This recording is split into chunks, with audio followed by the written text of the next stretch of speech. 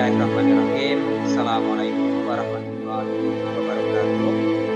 Selamat bertemu kembali dalam channel video pembelajaran akuntansi dan dagang kelas 12. Baiklah, pada episode keempat ini kita akan membahas materi tentang jurnal khusus. Mari kita simak bersama-sama.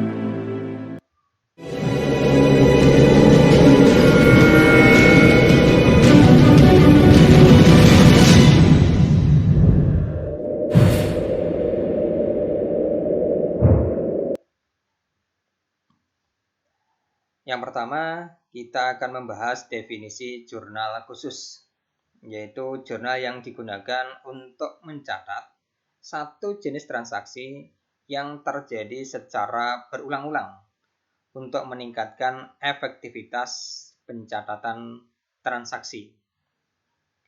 Mengapa diperlukan jurnal khusus? Yaitu untuk mengefektifkan kegiatan pencatatan transaksi dalam perusahaan dagang, yang dikarenakan terjadi transaksi yang sama dan berulang-ulang. Di antaranya transaksi pembelian secara tunai maupun kredit, transaksi penjualan, transaksi penerimaan kas, maupun transaksi pengeluaran kas. Di mana transaksi-transaksi ini akan terjadi berulang-ulang dalam perusahaan dagang. Untuk itulah diperlukan namanya jurnal khusus. Bagaimanakah jenis dan bentuk jurnal khusus? Yang pertama yaitu jurnal penjualan atau sales journal, yaitu jurnal yang digunakan untuk mencatat transaksi penjualan barang dagang secara kredit. Bentuk jurnal penjualan, jadi ada kolom tanggal, kolom keterangan, ada nomor faktur, kemudian syarat pembayaran, kemudian referensi, dan yang terakhir adalah kolom jumlah, di mana di dalam kolom jumlah ini nanti debitnya piutang dagang dan kreditnya penjualan berada dalam satu kolom. Nah, bagaimanakah proses pencatatan transaksi ke dalam jurnal penjualan? Kita lihat, tanggal 2 Desember 2020 dijual barang dagang kepada toko Obermas, seharga 5 juta dengan syarat 210 N30, faktur jual nomor 001. Nah, pencatatannya adalah kita lihat, kita catat tanggalnya 2 Desember, kemudian keterangannya kepada toko Obermas, nomor fakturnya 001, syarat pembayarannya 210 N30, kemudian jumlahnya sebesar 5 juta.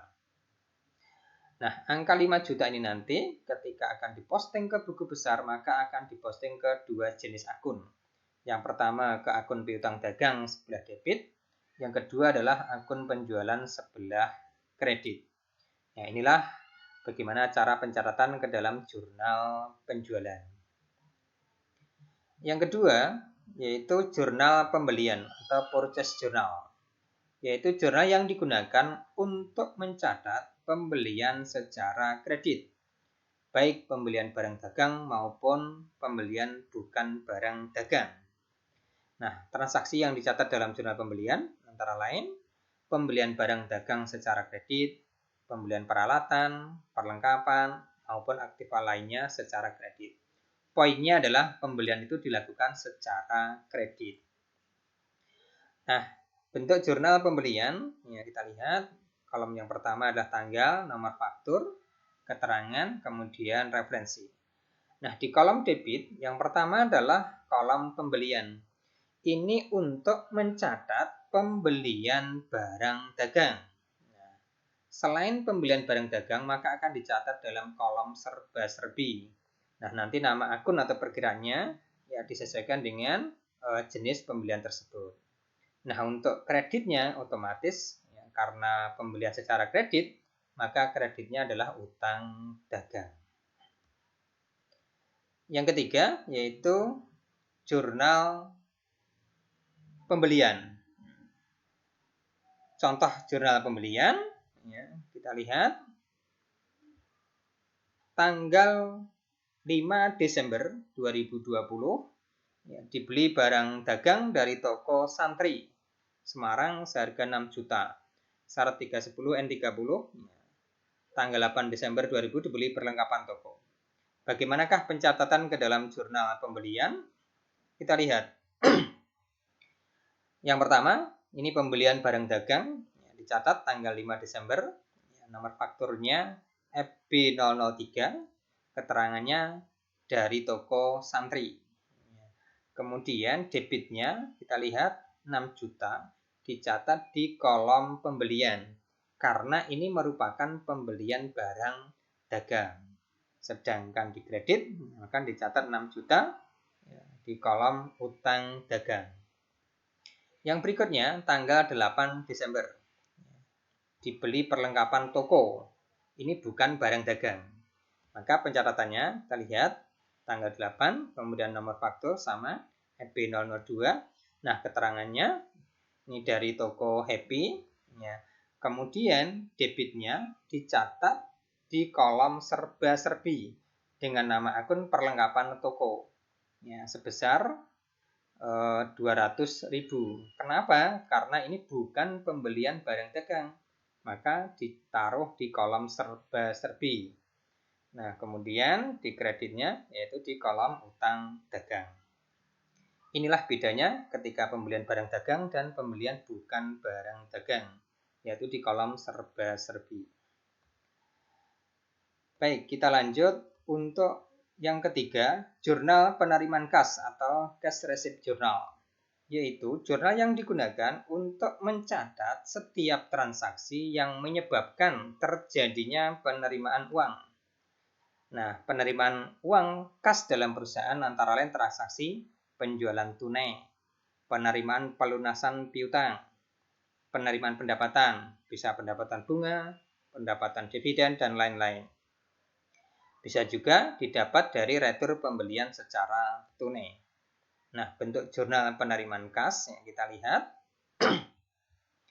Tanggal, nomor faktur, keterangan. Nah, debitnya ini ada dua, yaitu kas. Karena penerimaan kas otomatis debitnya ada kas. Dan yang kedua adalah kolom potongan penjualan. Sedangkan kreditnya adalah kolom piutang dagang. Nanti ketika terjadi pelunasan piutang dagang. Kemudian yang kedua kolom penjualan ketika terjadi penjualan tunai. Nah, di samping pelunasan piutang dagang dan penjualan tunai, maka nanti akan dicatat di kolom serba-serbi.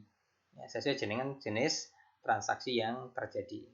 Bagaimanakah contoh pencatatan dalam jurnal penerimaan kas? Kita lihat. Tanggal 10 Desember 2020. Pemilik perusahaan, Tuan Afif, menambah investasi atau setoran modal sebesar 4 juta dengan nomor faktur BKM 002. Maka pencatatannya kita lihat tanggal 10, nomor fakturnya BKM 002. Keterangan ini adalah setoran modal. Kasnya bertambah atau debit sebesar 4 juta. Nah, karena ini bukan pelunasan piutang dagang dan juga bukan penjualan tunai, maka dicatat dalam kolom serba-serbi dengan nama akun yaitu modal Afif sebesar 4 juta. Kita lihat contoh yang kedua. Tanggal 11 Desember diterima pelunasan dari toko Obermas atas transaksi tanggal 2 Desember sebesar 5 juta dengan memberikan potongan 2%.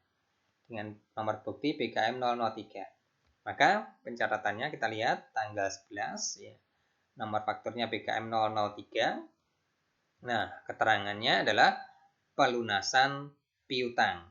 Maka pencatatannya akan didebit kas 4.900.000, potongan penjualan sebesar 100.000. Karena perusahaan ini memberikan potongan sebesar 2%. Dari total piutang 5 juta. Karena ini pelunasan piutang, maka kreditnya dicatat di kolom pelunasan piutang dagang sebesar 5 juta.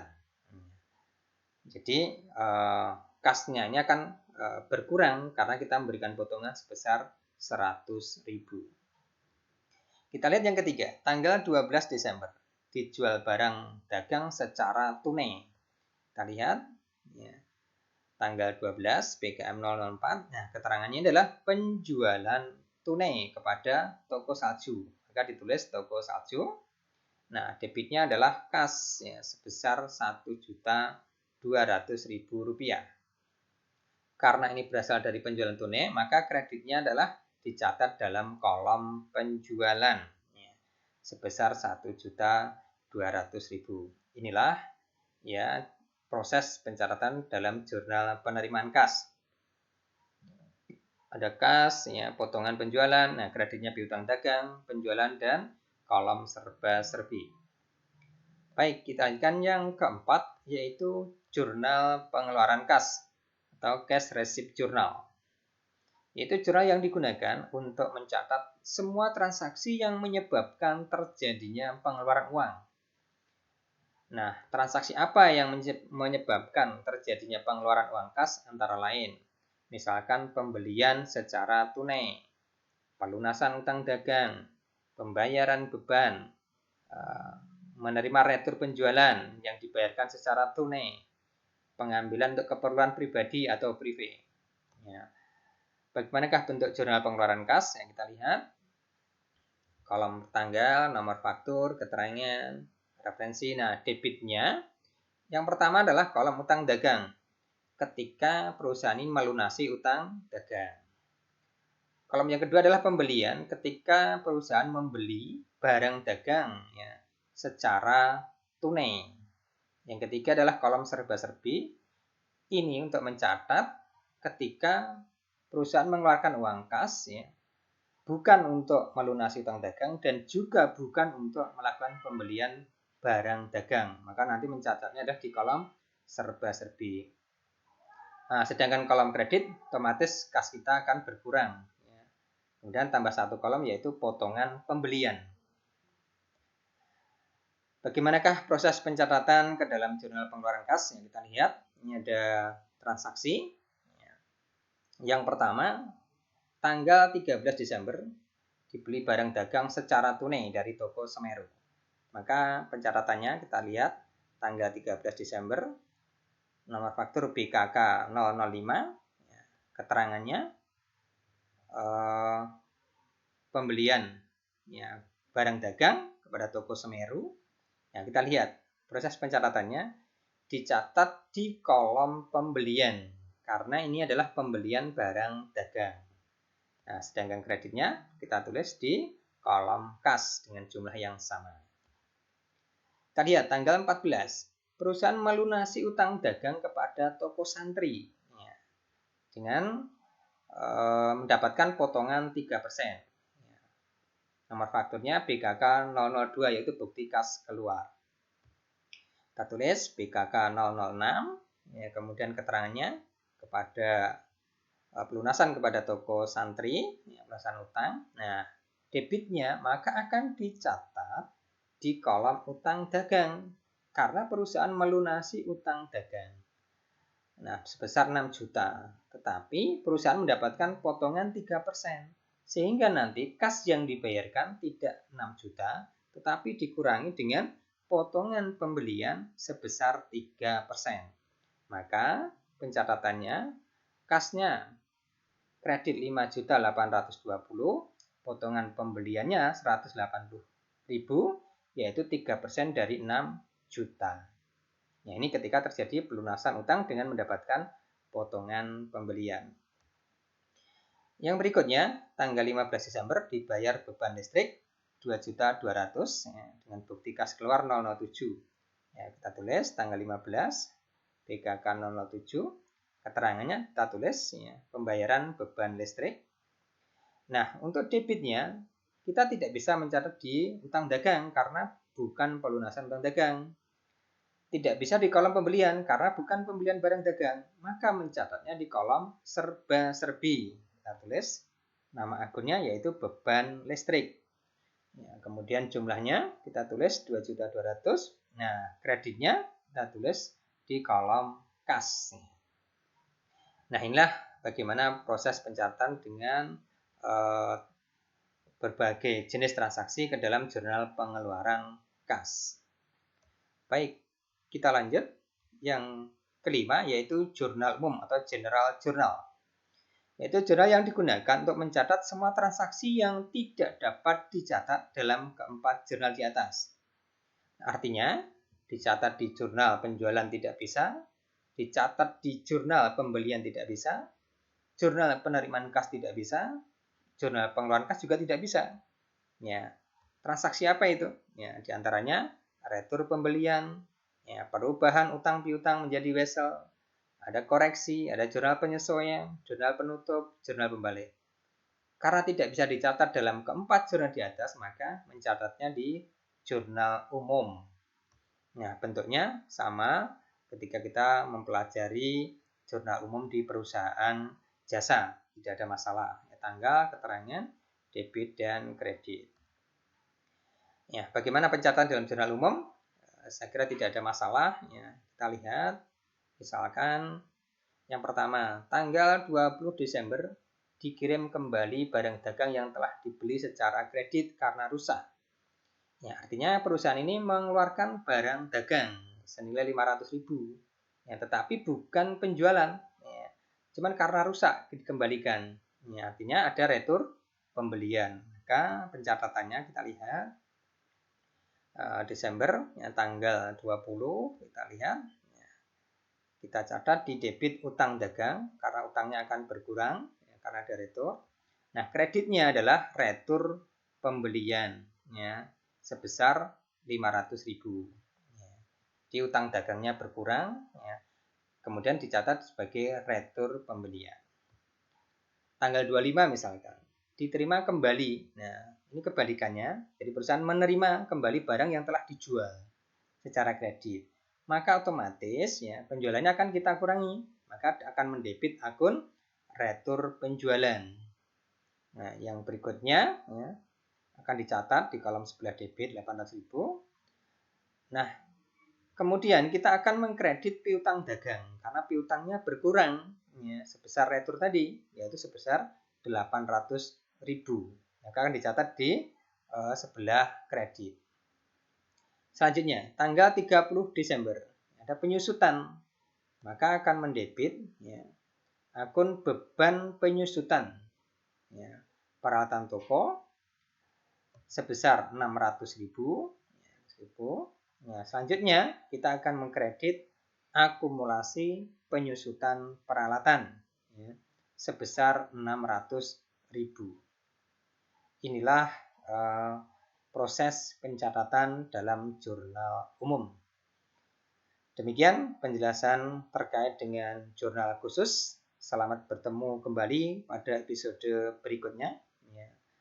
Saya akhiri. Assalamualaikum warahmatullahi wabarakatuh.